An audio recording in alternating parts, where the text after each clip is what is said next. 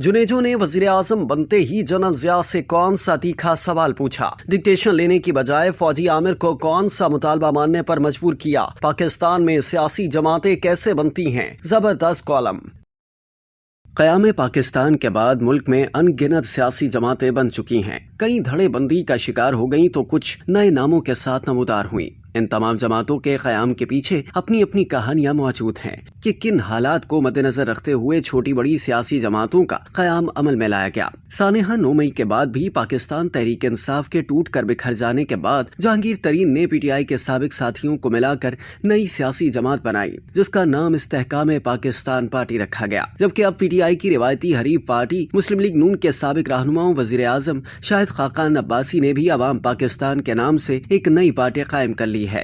पाकिस्तान में सियासी जमातें कैसे बनती हैं, ये मुअम्मा हल करने के लिए कॉलम निगार मोहम्मद बिलाल गौरी ने अपने कॉलम में माजी के एक दिलचस्प वाक़े को मिसाल के तौर पर पेश किया है। 1985 के आम इंतखाबात के बाद जनरल ज़ियाउल हक ने मोहम्मद खान जुनेजो को ये सोचकर वजीर आजम बनाया कि सियासी ताईद व हिमायत के बाद सरबराह हुकूमत का मनसब संभालने वाला ये शख्स जिंदगी भर उनका ममनून रहेगा और जमहूरी तमाशे के लिए बेहतरीन कठपुतली साबित होगा। मगर सिंध की मट्टी और वजारत उज़्मा के ओहदे में ऐसी जादुई ताकत है कि मरंजो मरंजा किस्म के मुनकसरुल मिजाज लोग भी डिक्टेशन लेने से इनकार कर देते हैं। वजीर आजम मोहम्मद खान जुनेजो ने कई मौक़ों पर जनरल ज़ियाउल हक को ये बावर करवाने की कोशिश की कि पार्लिमानी जमहूरियत में सदर की हैसियत महज अलामती सरबराह रियासत की होती है। मसलन जब मियां दाद ने शारजाह में आखिरी गेंद पर छक्का मार कर मैच जीता तो जनरल ज़ियाउल हक ने खिलाड़ियों को तोहफे में मिलने वाली कार पर दरामदी ड्यूटी खत्म करने का ऐलान कर दिया। मगर वजीर आजम मोहम्मद खान जुनेजो ने ये इस्तिस्ना वापस ले लिया। दोस्तों, जब पार्लियामेंट का पहला साल मुकम्मल हुआ तो जनरल ज़ियाउल हक को मुश्तरका इजलास से खिताब करने के लिए वजीर आजम सेक्रेटेरिएट से लिखी हुई तकरीर भिजवा दी गई। जनरल ज़ियाउल हक को वजीर आजम के इसरार पर बादले नाखास्ता जनरल असलम बेग को vice chief of army staff लगाना पड़ा। जनरल अख्तर अब्दुल रहमान को हटाकर मेजर जनरल हमीद कुल की बतौर TG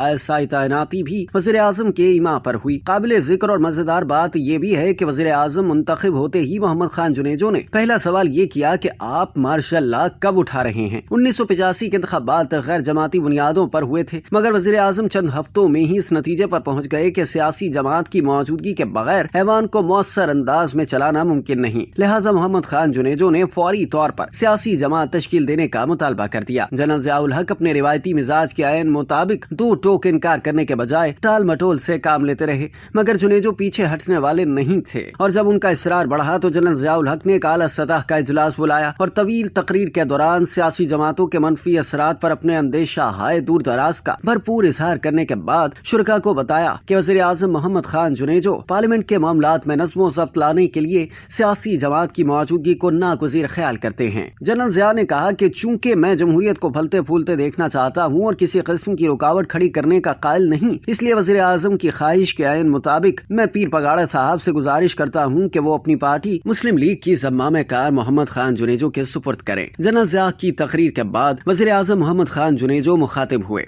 उन्होंने कहा कि मैं सियासी जमात बनाने की इजाजत देने पर जनरल साहब का शुक्रगुजार हूँ और अपने मुरब्बी जनाब पीर साहब पगाड़ा का भी ममनून हूँ कि उन्होंने अपनी जमात की सरबराही मुझे सौंप दी है। जब ये सब हो चुका तो पीर साहब पगाड़ा के इज़हार ख्याल की बारी आई। जैसा कि आप जानते हैं कि पीर साहब पगाड़ा की बजला संजी और जुमलेबाजी का एक जमाना मुअतरिफ है। पीर साहब ने मुस्कुराते हुए कहा, पहली बात तो ये है कि मुझे इस इजलास का एजेंडा मालूम नहीं था और चूंकि खवातीन भी इस नशिस्त में मौजूद हैं, इसलिए मैं खुलकर तबसरा करने से गुरेज करते हुए महज इतना कहने पर इक्तफा करूंगा कि आज आगे और पीछे हाथ रखकर जिस तरह मैंने अपनी इज्जत बचाई है वो मैं ही जानता हूँ। किस्सा मुख्तसर ये कि अब जबकि जनरल साहब मुस्लिम लीग की क़यादत वज़ीर आज़म के हवाले कर चुके हैं और मोहम्मद खान जुनेजो ये ओहदा कबूल भी कर चुके हैं, तो अब मैं क्या कह सकता हूँ। ये दोनों हजरात बस इतना बता दें कि इस हवाले से मेरा मुनाफा यकमुश्त होगा या किस्तवार, नकद होगा या उधार और किस शरह और तनासुब से होगा।